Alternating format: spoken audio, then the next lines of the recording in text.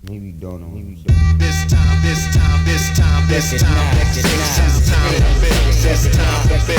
This time to build. This time to build. This time to build. This time to build. This time power. This time to build power. This time to build power. This time to build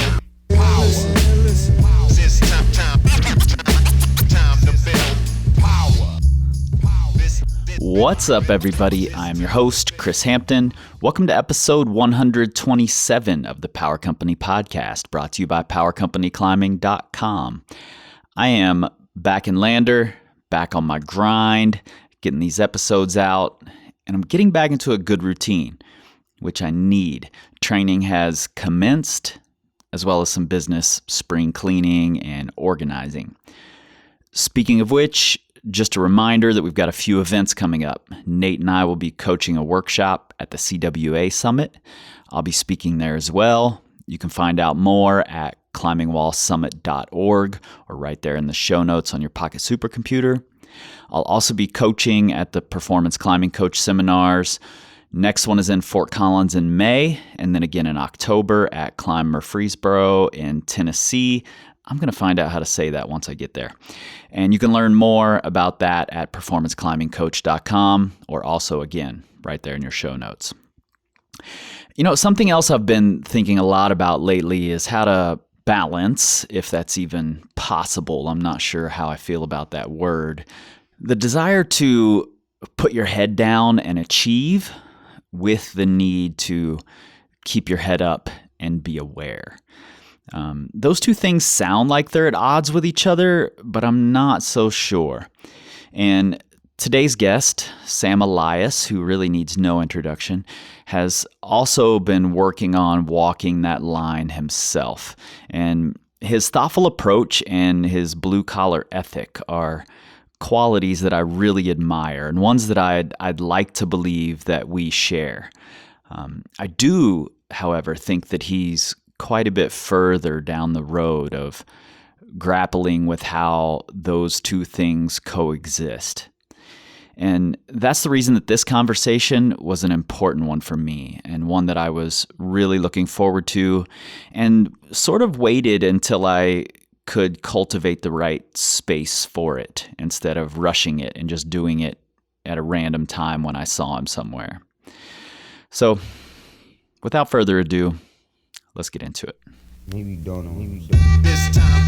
I feel like I've been cultivating a wholeness that's less and less connected to my accomplishments and more just this beautiful life that I live where I get to just go to these places, period. Like, that's it. Power. This time to build power. This time to build power. This time to build power.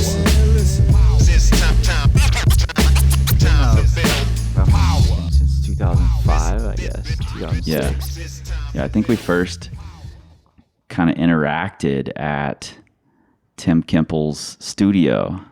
at Really? Was OR. that the first time? I think that was the first time we ever really interacted. We knew of each other because of the red. Right. But I think that's the first time we really talked. Okay. So, and that seems like it was a while ago. I don't know. Definitely been a while. So you're back in Rifle, or you were in Rifle until just now when you came to Lander, right? Yeah, I spent the majority, I would say, of May and June there going in and out, and concluded that time there about 2 weeks ago. Yeah. Went home for a week and then came here for a few days of climbing before the fest. Yeah. And you spent a lot of seasons there, right? I have at this point. There was a pretty big gap of time in the middle. So I spent 2006 to I guess like 2011 there. Mm-hmm. And then probably 3, 4, 5 years of not going. And then the last 3 years or so, I've been back. Either both seasons, spring and fall, or at least one season of the last 3 years. Yeah. One of the things I'm super interested in is that as a pro climber, as somebody who has the ability, means to travel around and climb more, why stick to one area so much? Like, what is it that keeps you coming back there? I really like that question. And actually, in that intermittent period where I wasn't going to Rifle, I was going to Europe a lot. And, I think it's just a grand experimentation of the things,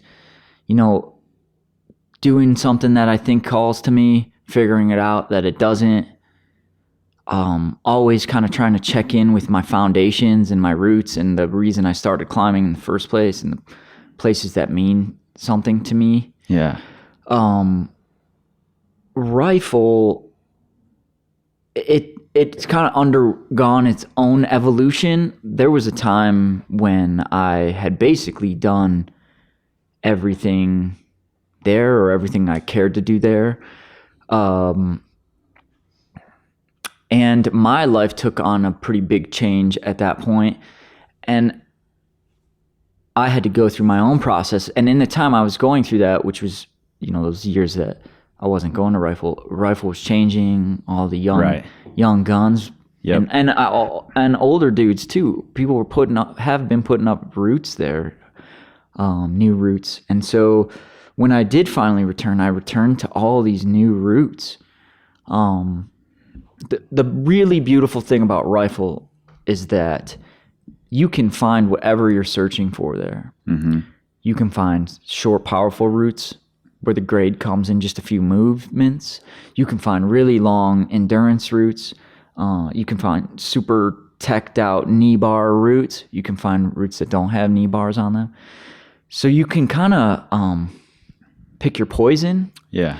And it's always been a hard style for me, and I just gravitate toward that for some reason. Yeah. I like to push against the things that seem like weaknesses or seem difficult for me. So the last few years I've gotten to return to this place, which was basically the second climbing area that I ever climbed at after the Red. I spent a season in the Red, and then I went to Rifle, and man, I hated it. I hated it because I was comparing it to the Red the whole time. Yeah, totally. The community. That's a mistake. Big mistake. Yeah. But I didn't know any better, right? Because Sure, it was just sure. my first year climbing. Sure.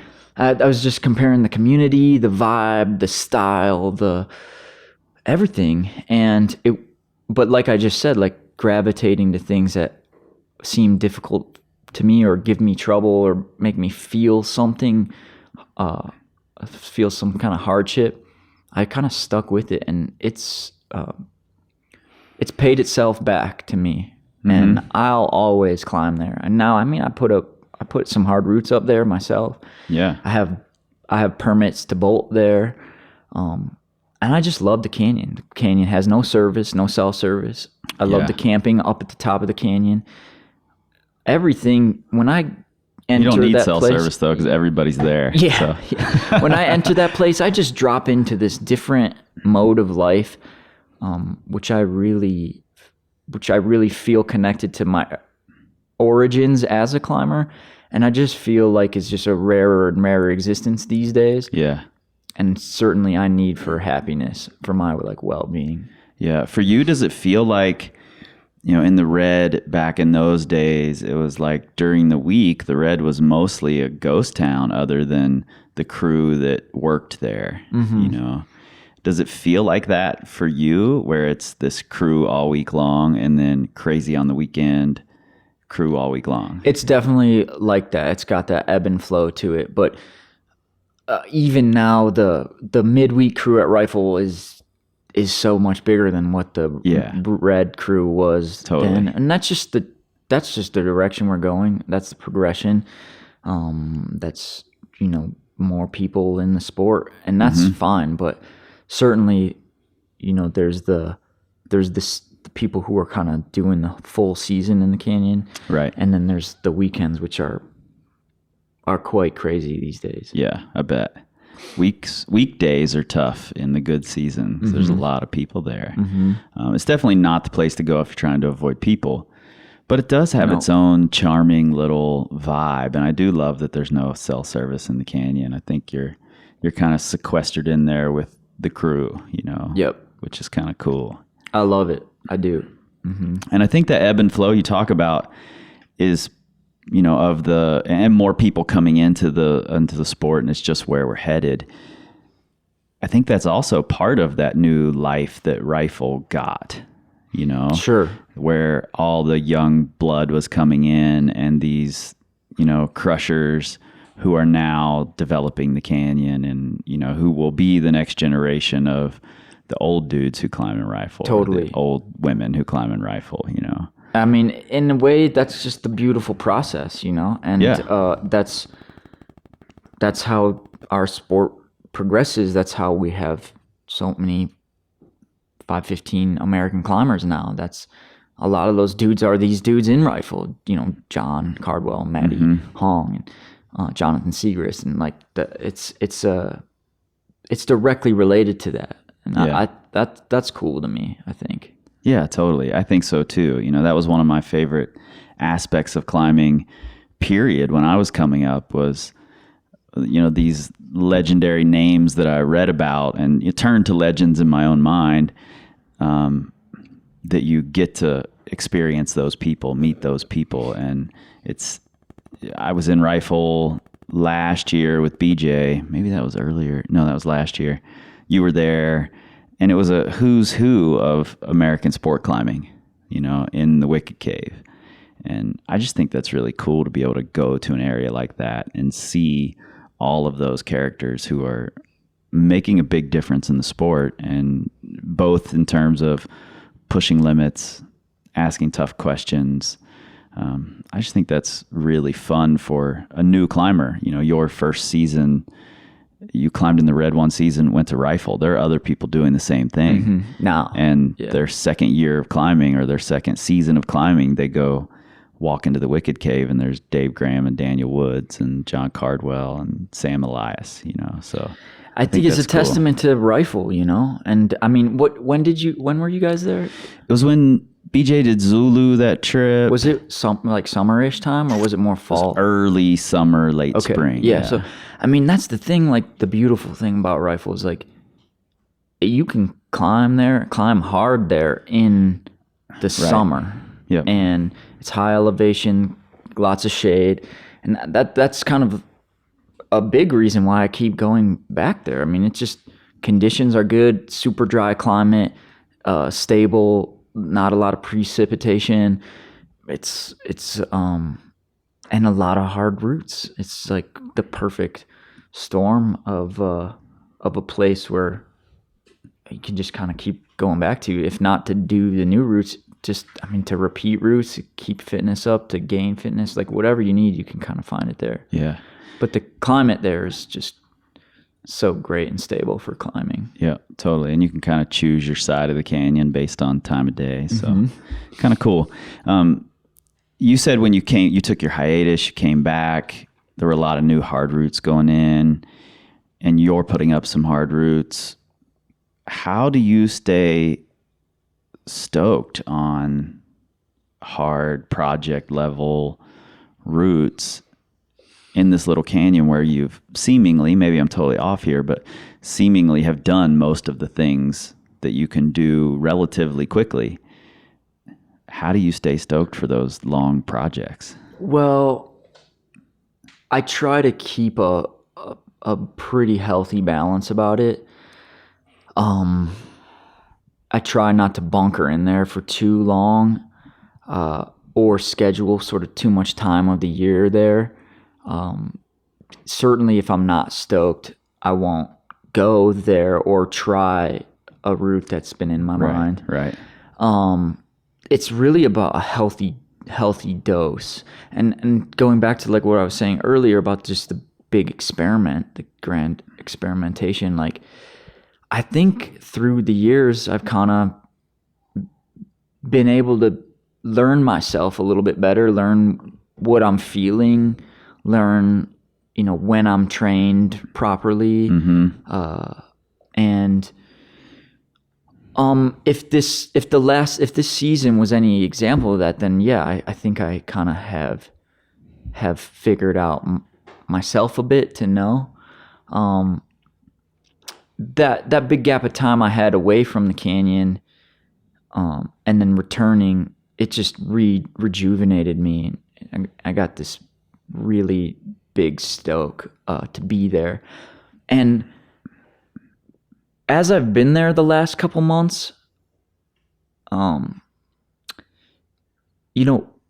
just happy to be there. I try to make it about the lifestyle and the daily routine, the small things of the canyon, and this like my daily rituals of that I get to do there that I don't do other places. The reading I do, journaling, like meditating.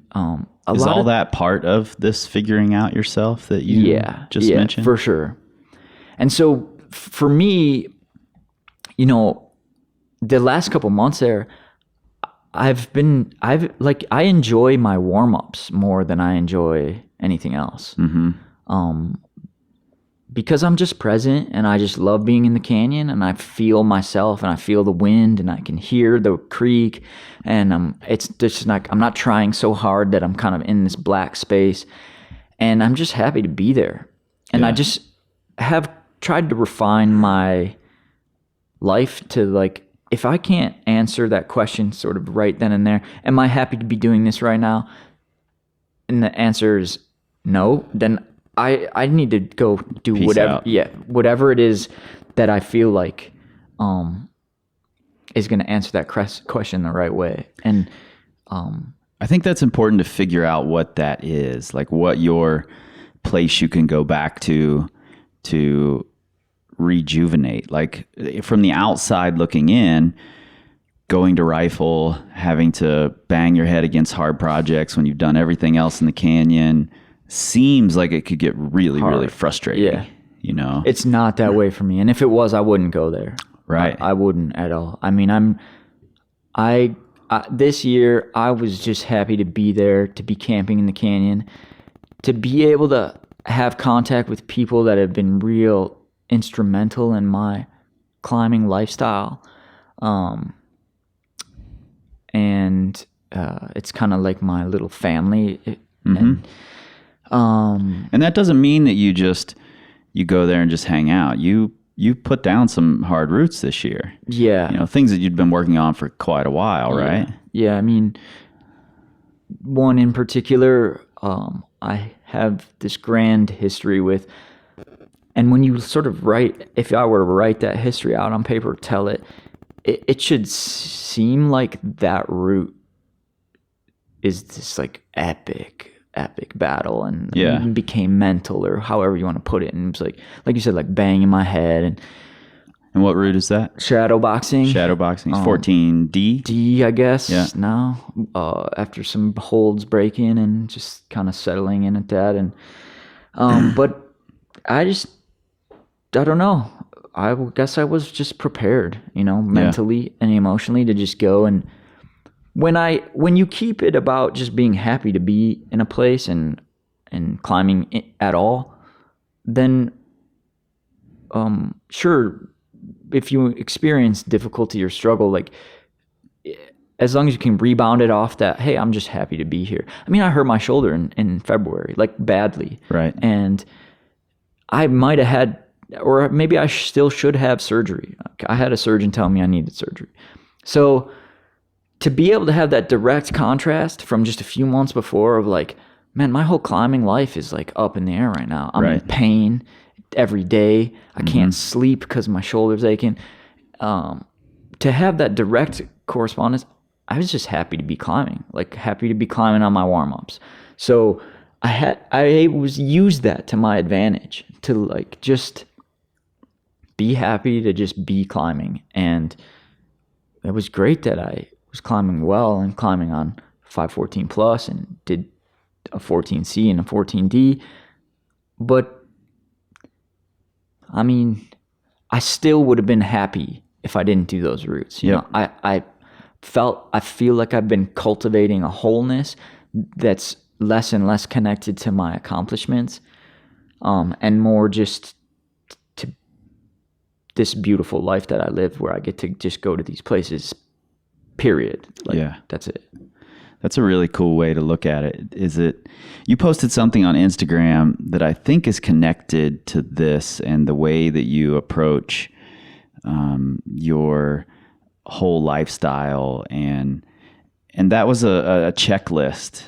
And I don't remember if it was for shadow boxing or for another route. Was it shadow boxing? That one was, on my camper, in my camper right now, I have 2 checklists. One, the most recent one I posted was shadow boxing, and then I have one from Fat Camp from last June. Right. And I think, when I first saw that checklist, I was like, wow, this is something really cool that a lot of up and coming climbers banging their head against the wall on hard routes and getting really frustrated and down on themselves could really look at and understand and learn how to not only just set little mini goals, but to be present in where you're at the moment, instead of thinking about the big accomplishment later. I think that's a really important part of climbing well and climbing hard. So talk to me a little bit about that checklist. Yeah, I mean, so it's basically like, it's a list of checkpoints that you wanted to accomplish concerning the route, like climb it from the ground to here, and then check your box. And then I want to do it from here to here, or then I want to do this overlap or whatever. There's some real sort of basic elements to that. And then there's like a lot of depth to that. You can kind of like take it psychologically deep. And on the surface, that just provides me, well, let me just back up. Writing anything down is very different than just thinking it in your brain. Absolutely. It activates different parts of your brain. It embeds things in different parts of your brain. Yep. And it just helps to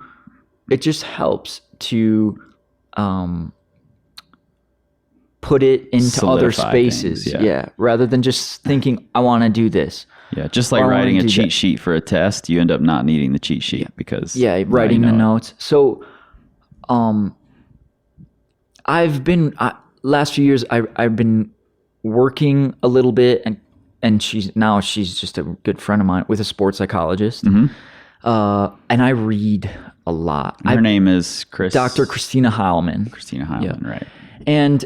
But since I was a kid ski racer, like 16, my first mentor, my first like real coach, he was very much into the mental and emotional side of being an athlete, of training. Yep. So since then, I've always been thinking about this component of existence as an athlete, but as a person. Chris Heilman, she talked to me about your life being situated on a table, and the 4 legs are your physical existence, your mental existence, your emotional existence, and your spiritual existence. And you need to be cultivating all 4 of those legs so that the table is stable and can hold your life on it. Yeah. And I just think that's like a real simple, beautiful thought, and made a lot of sense to me. So I spend a lot of time trying to train my body, and in addition to that, I'm reading these books, I'm trying to meditate, trying to do these other things with my mind, these exercises with journaling, subconscious work, and goal setting. That's basically connected to all that. So the list is just smaller goals that are basically trying to lead me up to a bigger goal. And I did that last summer with Fat Camp, and you know what? I just love checking those fucking boxes. People love checking boxes. And love to.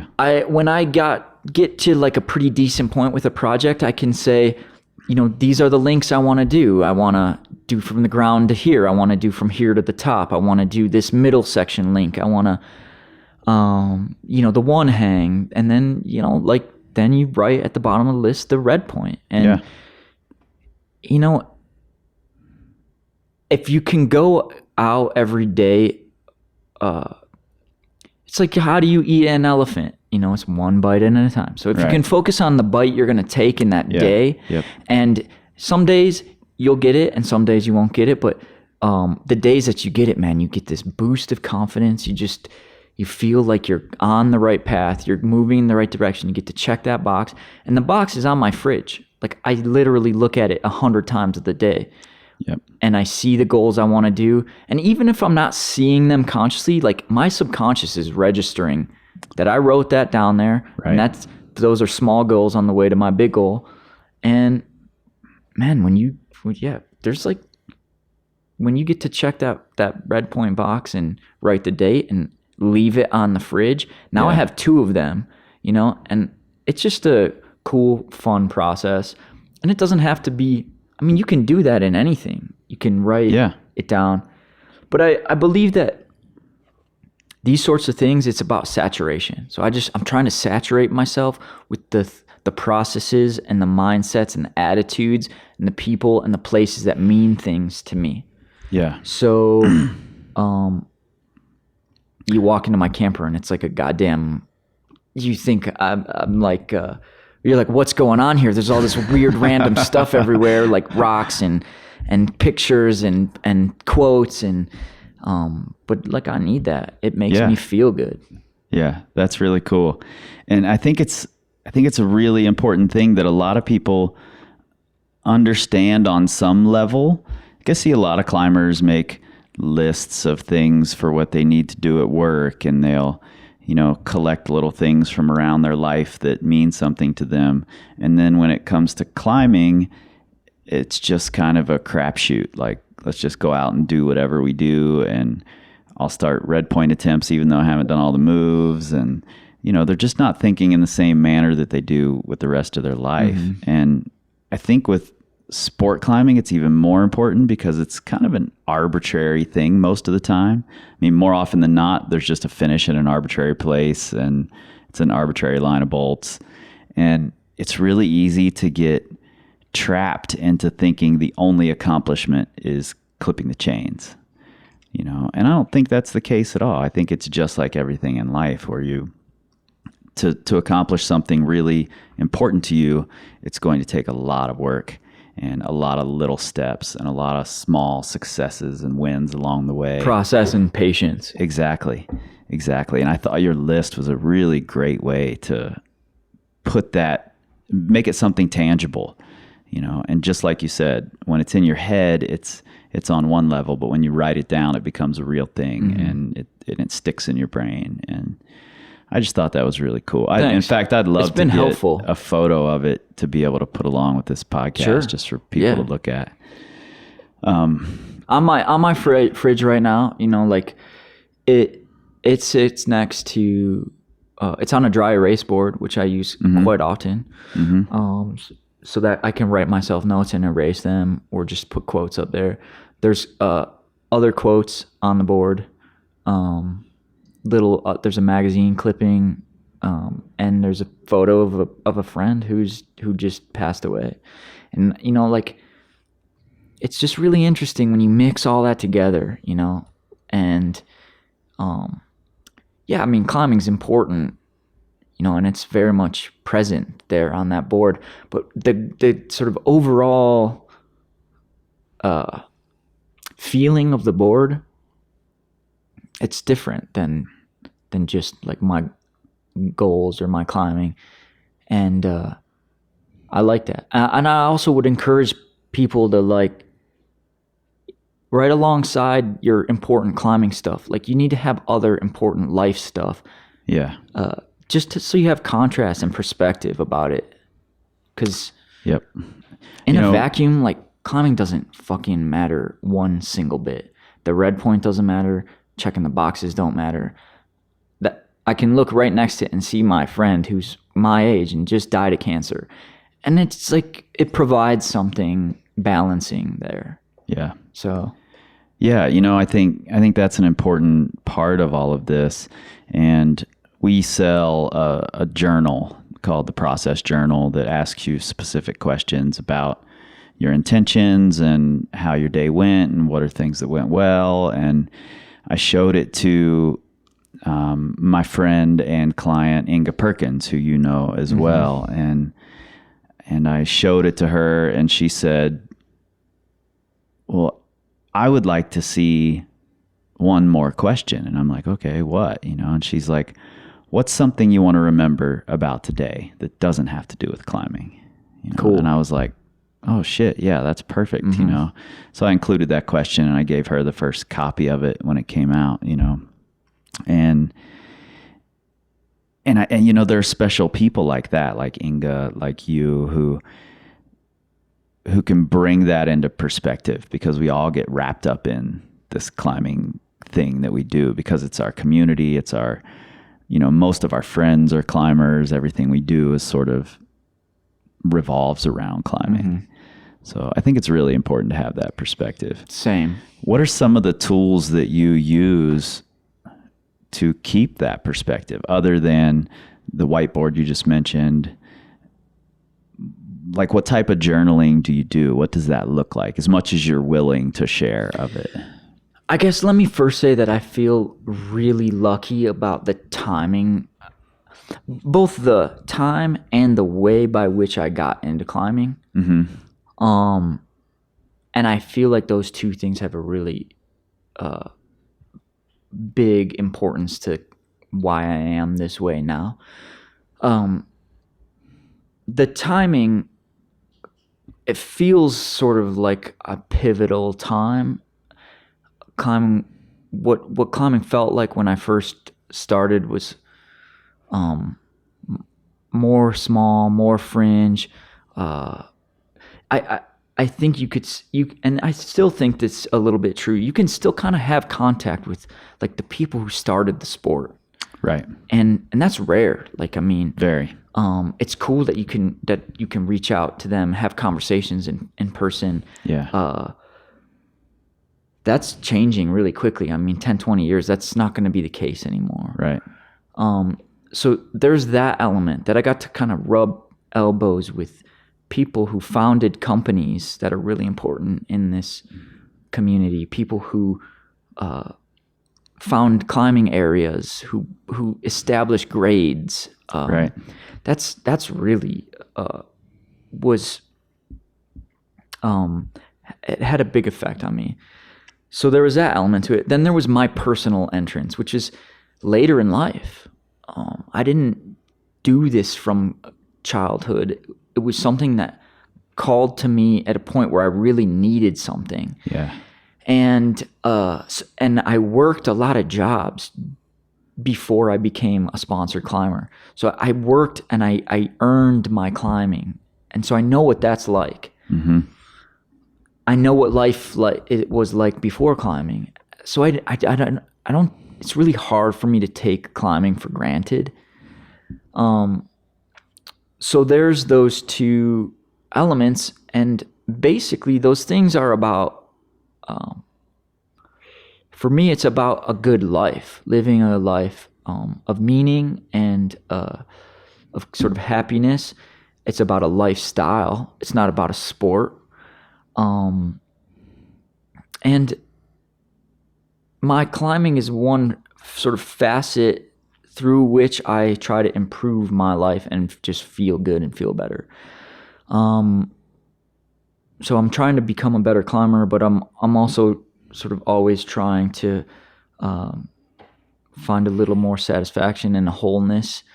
And yeah, I guess like a lot of like psychological inquiries, books, readings, a lot of try to saturate myself with creativity, inspiration, like art, just different philosophies for life and for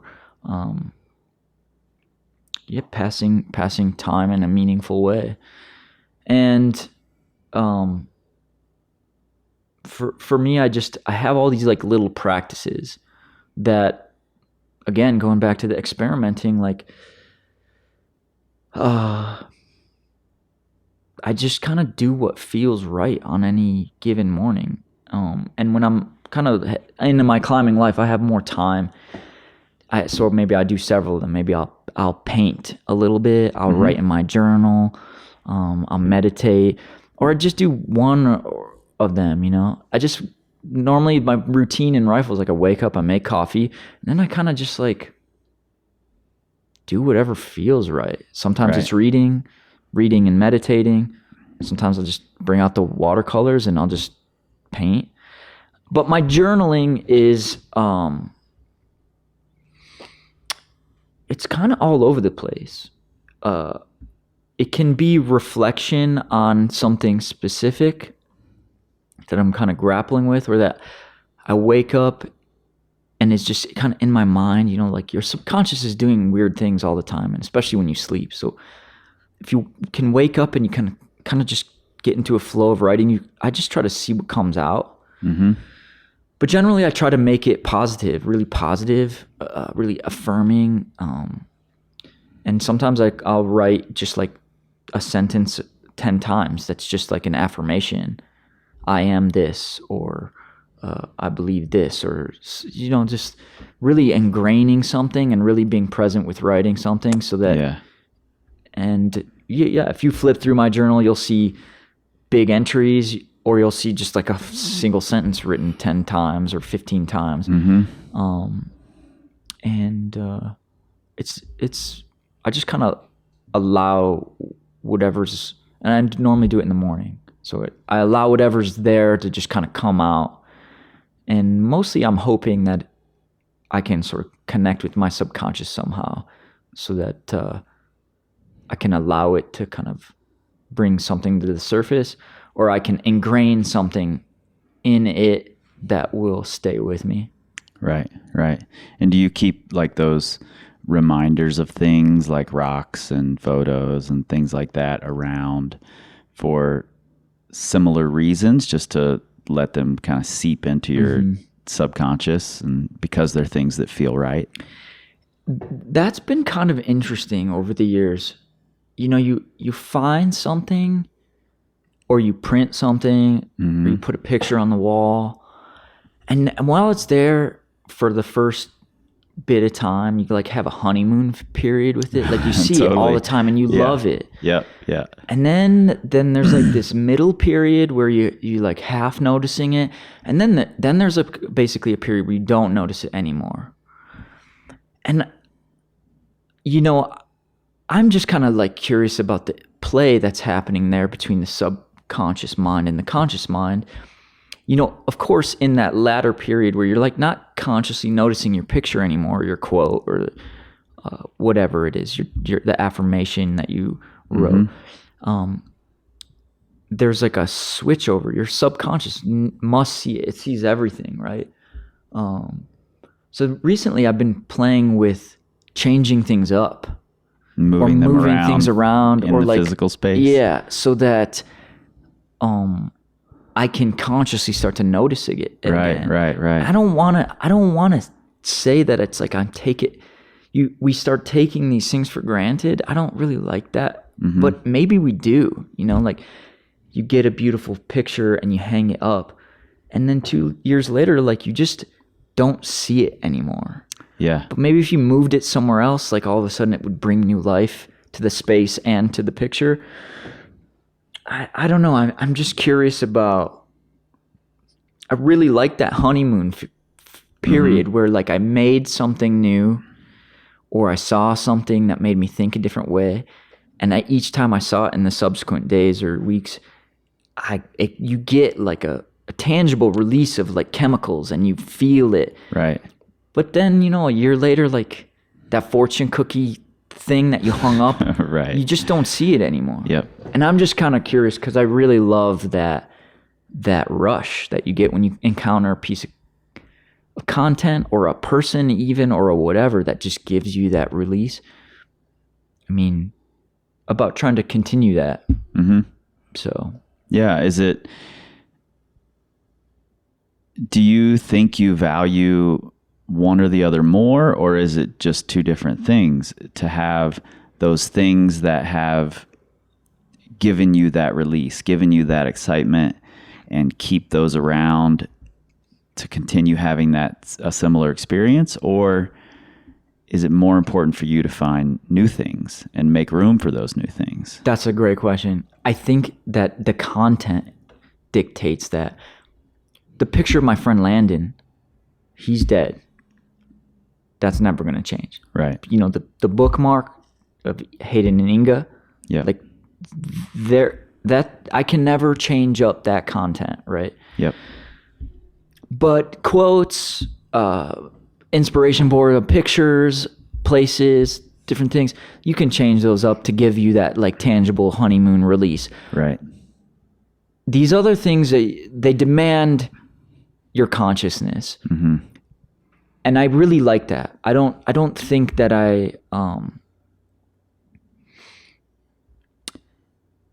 it's like anything. It's like a relationship with a person, you know, like there's a honeymoon period where it's just all fucking poofy hearts and perfect. Yep. And then there's like the 3, 5 year, 10, 20 year mark where like it's not like that anymore. Mm-hmm. And you had to work to get to that point, and you had to put in the conscious work and the discipline and the hard times.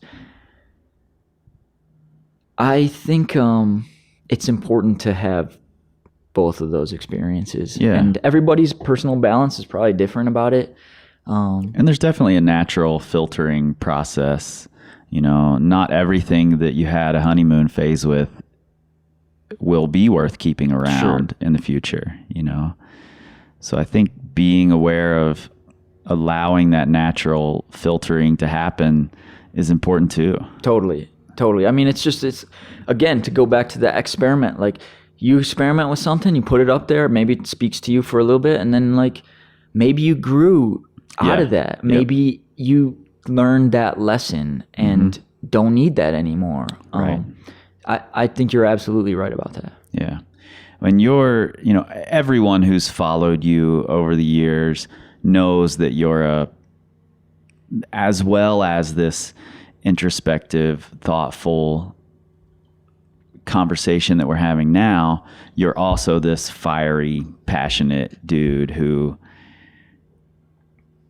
gets frustrated at himself. And, you know, I imagine that's a battle of some sorts, but also a really interesting balance and maybe a necessary one for you. Yeah, I have demons, you know. I'm a perfectionist, highly principled. I'm an idealist. I'm ruthless with myself, but also like I'm pretty judgmental, like outwardly, even though I try not to direct that outwardly. Right. I mean, you know, I have opinions, you know, and those opinions eat me up, and they cause static with other people. And, you know, it's just a double-edged sword, I think. And a lot of like this self-work that I do, I mean, has to do with that. I mean, I have a wicked temper. Sure, I probably have anger problems. I'm just highly charged at times, you know, emotionally unstable when I get charged up like that. And yeah, it's not the most awesome thing. It's not the most awesome thing for people around me to deal with. But for sure, being like that or being like that within myself has led me to do a lot of things that I wanted to do. And yeah, it looks like you've used it to your advantage in a lot of ways. So I don't know, you know, I don't know what the right way is, I'm just trying to find the right way for me, and a part of my nature definitely has that. I think I've tempered it through time and with aging, getting older.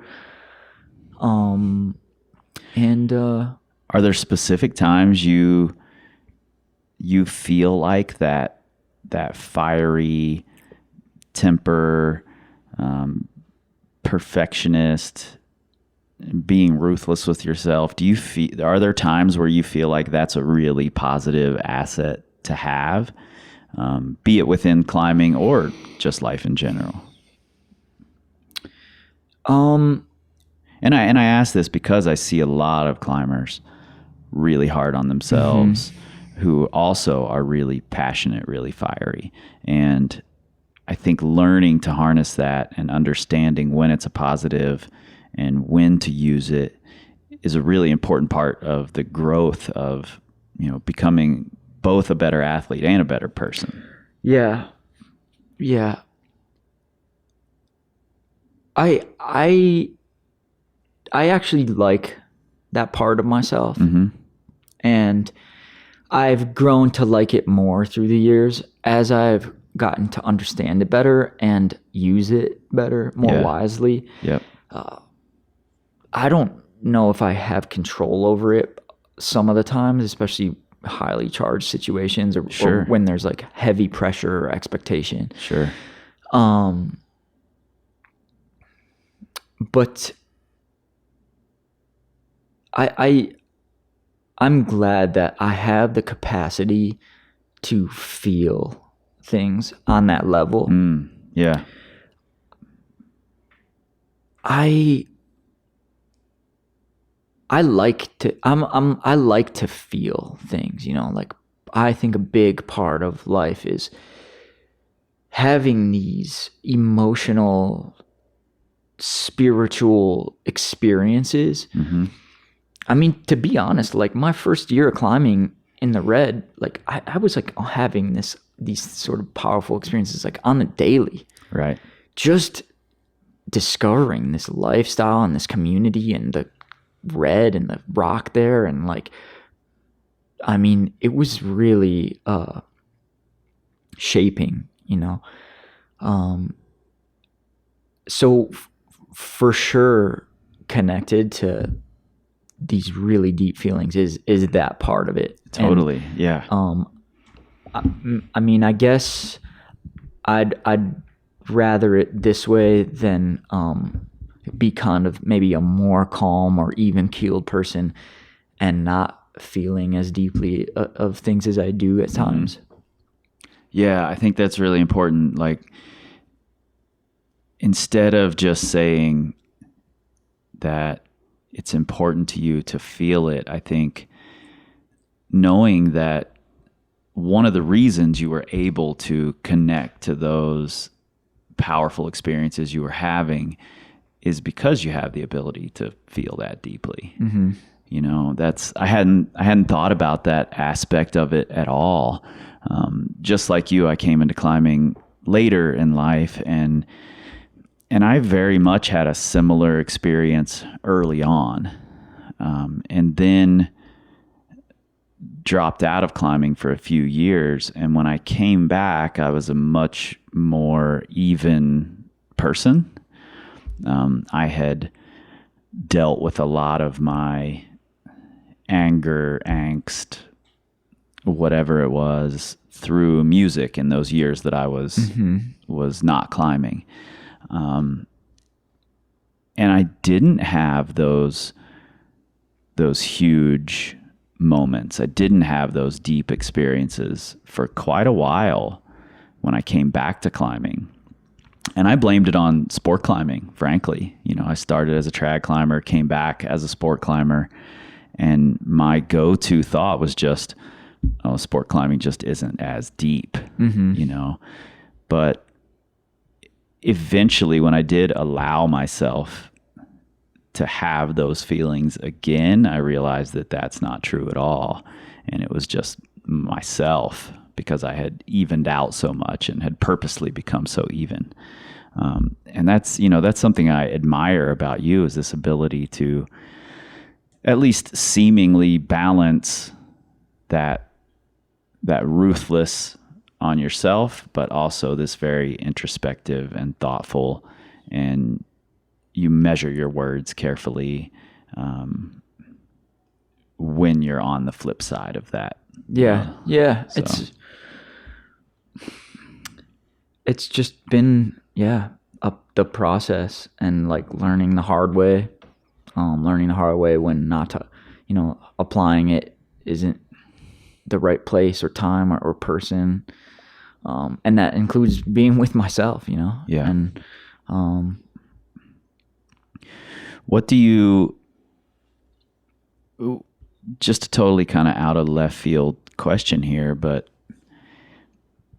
hearing all the things you're talking about, finding yourself, being able to go back to rifle to rejuvenate. Before we started recording, you mentioned that you're going to stop in Detroit before you take off on this other climbing trip. And Detroit is where you're from originally, right? Mm-hmm. What does the word home mean to you now?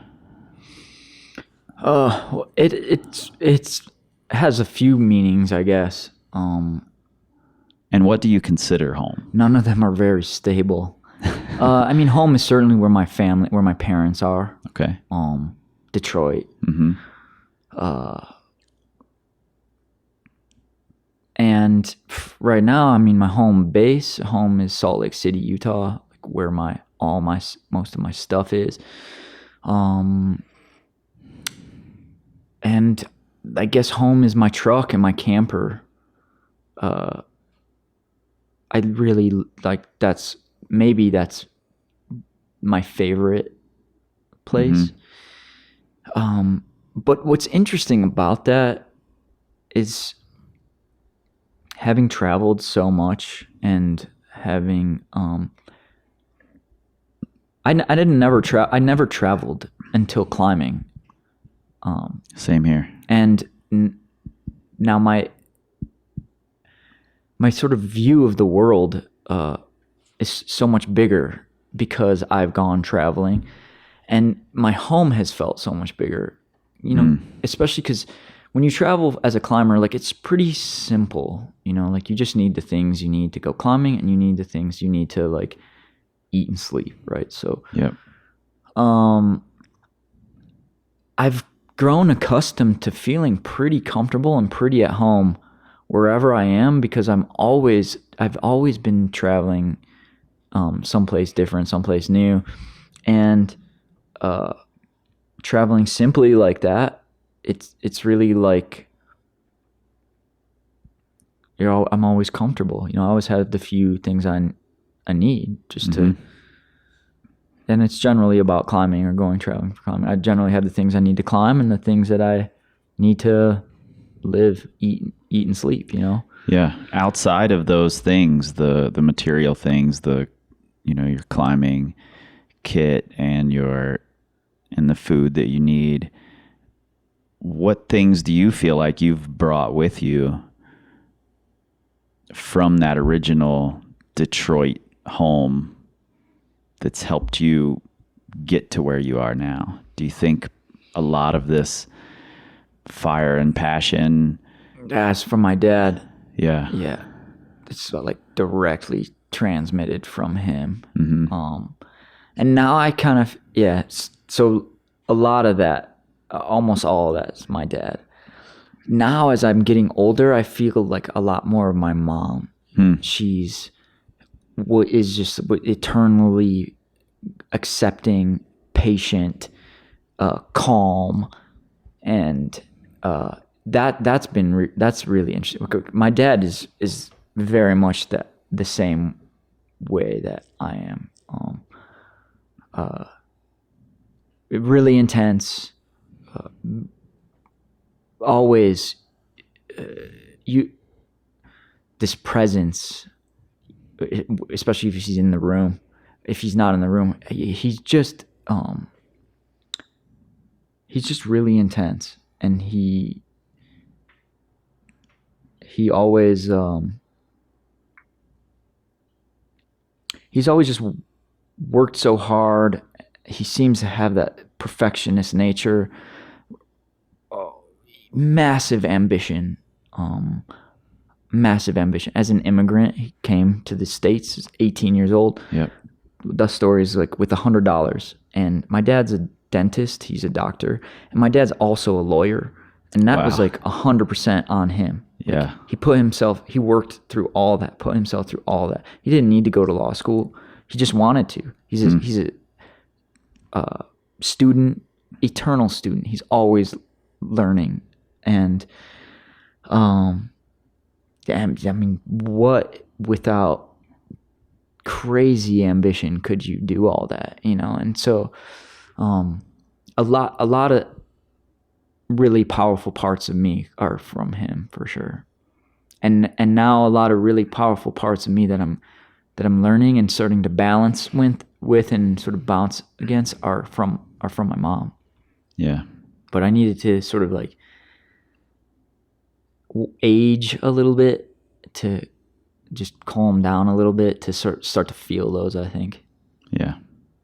Man, that's really, really cool. I like hearing that story and understanding where you're coming from, you know, because I can just knowing the Detroit feel, I guess, you know, I'm from Cincinnati. I spent a fair amount of time there in the like hip hop scene back in the day, and having gone back to Detroit in recent years and seeing the difference and just understanding that there's a really hardworking, passionate ethic there in its history and in the scenes that I was involved in.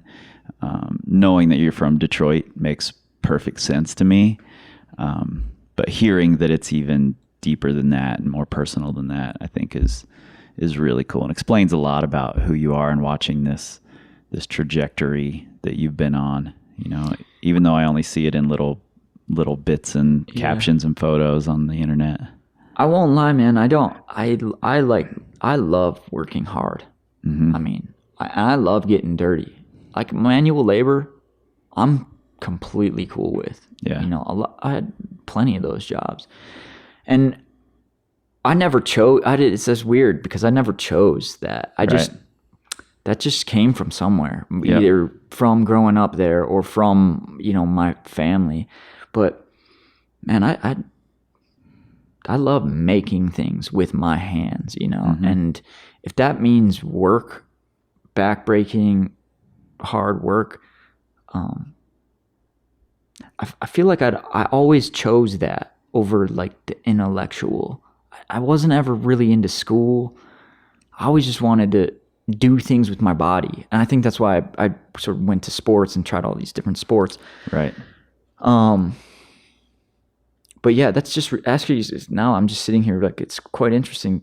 I don't know where that came from because I never actively chose that. I just always was drawn to that. Mm-hmm. And I love that way of life. Well, and I think that's something that made you endearing to a lot of climbers early on, was that you have this sort of blue collar, you're like a blue collar climber. I mean, that's the way I would describe it. And now it's, you know, watching you come into this more spiritual, more emotional side is almost like you've become this like blue collar intellectual, which I think is really interesting. Well, yeah, it's funny. Like now I read like voraciously, but right. I mean, I didn't read probably 5% of the books I was supposed to read in high school and college, right. You know? Right. All the books that I was supposed to read then, I'm like reading now, you know? And it's like, I had to find that part of myself and find how to connect my body to my mind and my emotions and my spirit. You know what's funny, Chris, is like just the other day, I had to write this post. It's the most recent post on my Instagram right now. Okay. And it was for the North Face. And I don't know. I don't normally do this. I don't like go read the comments. I like to output on social media. I don't try to like input because, man, I'd rather spend the time reading the books, the hundreds of thousands of books I want to read, right? It's a scary But I just place to happened to notice this comment. And it had something to do, I can't remember if it was like, I don't know if the comment said, oh, whatever, this is just a privileged white dude. Like, if you want to get better at climbing, like, train harder or something. Right. And I just was kind of blown away by that. Privileged, I don't know if it said privileged white dude or what, but it definitely said privileged dude. And I was like, gee, man, I've worked really hard at this thing. And this person, let's just say, there's plenty of people out there making comments like this. Yeah. Or just making assumptions. Like, regardless of social media, let's put that aside for a second. Mm-hmm. But like, the assumptions that people are making these days, or it's just so unfair. And I just saw that and I just thought, oh man, how unfortunate. Like, I was just trying to like share a little bit of my history, my process, my thought. And, you know, without taking the time, like this whole podcast, like if you don't take the time to listen to the whole thing, like, and you just hear like a few words out of it, right? You don't get to think that you know who I am or think that you know who Chris Hampton is. It's just really interesting because it takes time, you know, and a devotion and a dedication and a sacrifice. Yep. I'm trying to do that with myself, but anything I'm trying to be involved in, I also would like to show as much respect to. And it's just an interesting thought, I guess, is that you don't get to arrive at some point of understanding or some point of accomplishment without a little bit of sacrifice. Mm-hmm. Maybe that's sweat, blood, and tears. Maybe that's just introspection and time. And actually listening. And just the time of listening. So that's something in the last couple of years as I continue to work with myself, but as I continue to be a part of this industry and of the climbing community, continue to be in partnership with my sponsors. It's a very relevant point that I think a lot of people are kind of like glossing over. It's a tough place to be because a lot of people are kind of growing up with this social media as the norm, you know, and you and I both grew up in a time where it wasn't the norm. And I think a lot of people just believe that they understand. They don't even realize that they're making an assumption. Mm-hmm. You know, they see a post, a caption, they read into it however they want to based on their own biases, and then they form their opinion based on that 6-second interaction with you, you know. And that's a fucking scary place to be, frankly. Yeah, I agree. And because it's like going back to what you said, like, I mean, it's a huge honor for me to have you say what you did, that you think that people have gained this sense of who I am, where I've come from, mm-hmm. how I've come up, what I believe in, the work I've done. Right. Because I do. If I'm going to put something out there, I want it to be consistent with the stuff that's come before it and relevant to what I'm doing now, all connected and sort of cohesive, and also just like engaging, respectful.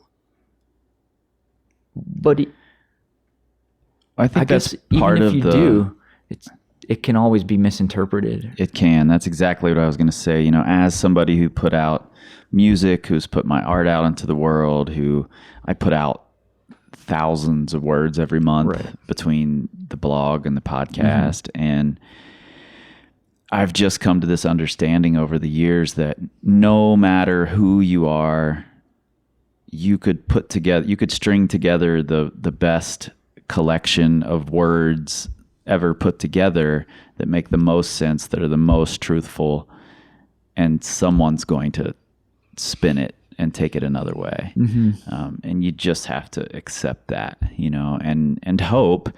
And in your case, I think you've done the job well in that. I think you've told your story in a really respectful way. And I think the people who are really paying attention get it. And I think you have to just remember that there are more people out there who are being inspired, motivated by what you're doing, as opposed to the people who just think, oh, this is just a case of privilege or whatever. Yeah, or like the knee-jerk kind of reaction. And right. Yeah, it's tough, man. Yeah, well, it's tough. It just takes we only have so much time, and energy and effort, and I have so many books I wish I have read already or want to read, or so many people I want to see, so many places I want to go, routes I want to do. I guess you arrive at this point where you're just never going to do everything you want to do, or you can never be in more than one place at once. And making the most out of the moment. Yeah, arriving at a comfortable space about that, accepting it, and kind of just being diligent with the energy and the time that you have in this moment, and you just kind of do the best you can. Yeah, I think that sums it up really well. It's probably a good place to wrap it up. I think that's what the blue collar ethic is really about. Like, do the best you can. I think that's really what it is. So, hey man, thanks a lot. This was a fun conversation. Yeah, dude. Thank you. Thanks for coming over and sitting down. Yeah, cool. It can be a bit of a mind fuck when you first start to question two seemingly opposite sides of yourself and try to find where and how and why they overlap. And Sam is a fantastic example of how powerful it can be to gain that greater understanding of the process, of yourself, of your motivations and needs, your building blocks, so to speak. And it's been fun to watch Sam's climbing mature along with his introspection, and he wears it all on his sleeve. He's not hiding it. That's not a coincidence, and I suspect that we're nowhere near the finish line of where these things can take Sam as he figures them out more and more. If you follow the links in your show notes, you can see some of Sam's recent projects, including a short film about episode 73 guest and absolute legend Russ Clune. You'll also find a photo of the shadow boxing checklist that we talk about in this episode. I went into Sam's camper and took the photo of it still hanging there. And it's a really valuable process-based tool that you can use in your own climbing, whatever the project is, or just in your general life, whatever the project is. And thanks a lot, Sam, for sitting down and having this conversation. I look forward to seeing you this summer, and hopefully we can do it again. I've got a lot more to learn from you, as I think we all do, and looking forward to it. And you can find out more about Sam at bookofsamuel.com or at bookofsamuel on Instagram. You can find us at powercompanyclimbing.com, on the Facebooks, the Instagrams, the Pinterests at Power Company Climbing. And even though Twitter doubled their character count to 280 some time ago, you still won't find us there because we don't tweet. We scream like eagles. When you don't know. This time, power. This time to build power. This time to build power. This time to build power. This time to build power. This time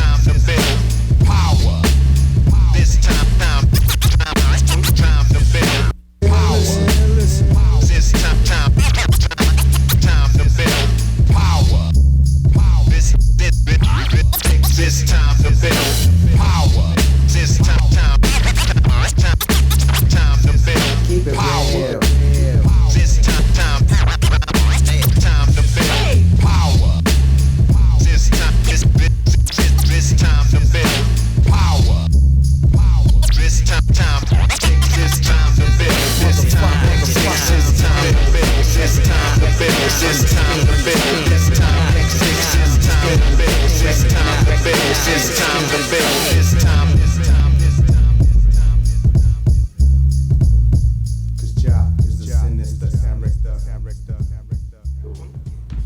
That was great, dude. Yeah, I appreciate that. That went in all different kinds of cool directions. Yeah.